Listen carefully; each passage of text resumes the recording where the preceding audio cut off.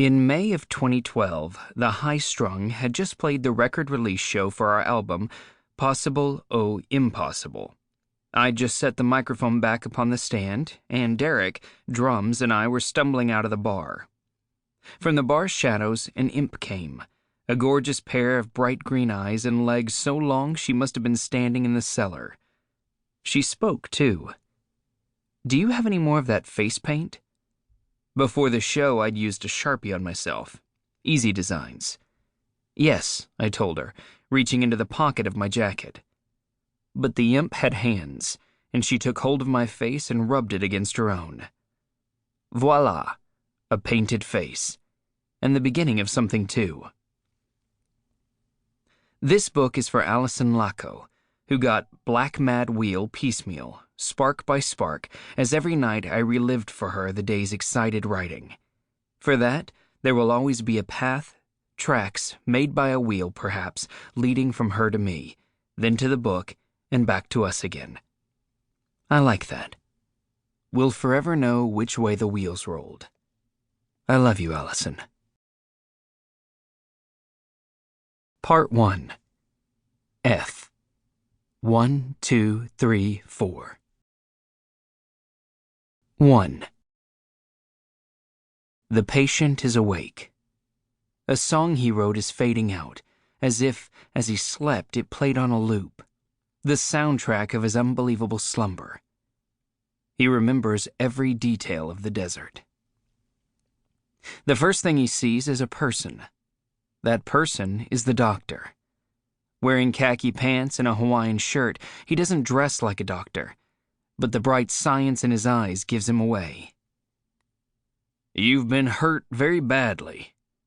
His voice is confidence. His voice is control. "It's an unparalleled injury, Private Tonka. To live through something so—" He makes fists about chest high, as though catching a falling word. "Unfair."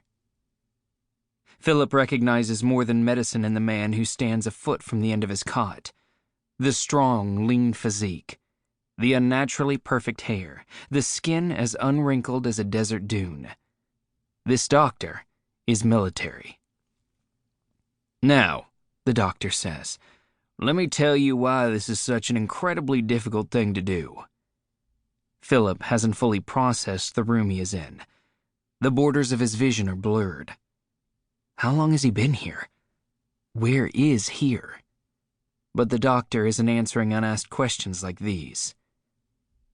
"Had you broken only your wrists and your elbows, we might surmise that you fell, hit the ground in just such a way.